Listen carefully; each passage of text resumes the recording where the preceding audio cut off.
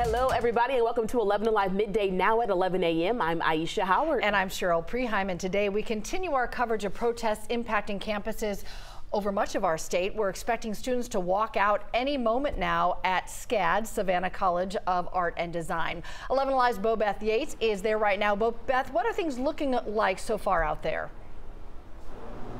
Well, Cheryl, I'm at the entrance of SCAD right off Peachtree Street, and you can see behind me right now, even though they were supposed to walk out at 11, some students have already made it outside, coming out here slightly early. This is part of their protest, and what they're saying is they're standing in solidarity with the Palestinian people, and that they're calling for their university to divest or release details about their connections to companies that are supporting this war. What we've also seen, if you pan slightly up, about a dozen officers. Some of them have now moved to the top of that stairway area above where the students are standing.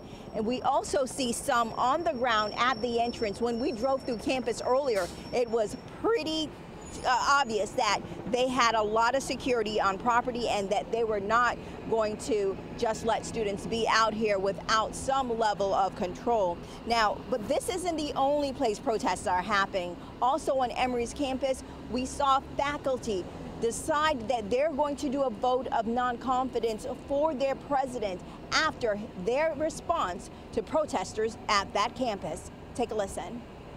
Narrative of outside agitators is old and played out. Come along with something new. Faith leaders came together to share a unified message that they want Emory Administration to denounce violence against students arrested during last week's protests. We are calling to denounce violence against students and faculty protesters on Georgia college campuses. We're calling on Georgia colleges and universities to fully disclose and divest from Israel. The group is asking for charges against those arrested be dropped and says they're being targeted for standing up against the war in Gaza. It's not that the property was being damaged. It was simply because they did not want to see people on campus denouncing the genocide in Palestine. But over the past week, there has been damage on Emory's campus. According to the university, 6 individuals not associated with the school were arrested for vandalism after spray painting what the university calls hateful messages Sunday. Then Tuesday, Emory announced the arrest of a North Carolina man accused of crossing state lines to come to campus. He's a convicted felon and was found with knives, an axe, and other weapons. He has since bonded out of jail. The school says the incidents are prompting enhanced security measures, including additional lighting, surveillance camera, increased patrols, and limiting access to buildings. Still, faith leaders say the use of force and the arrest of the 28 peaceful protesters was unwarranted. Someone was tased repeatedly while being handcuffed, while already handcuffed. Students were shot with rubber bullets, pepper balls aimed into the crowds.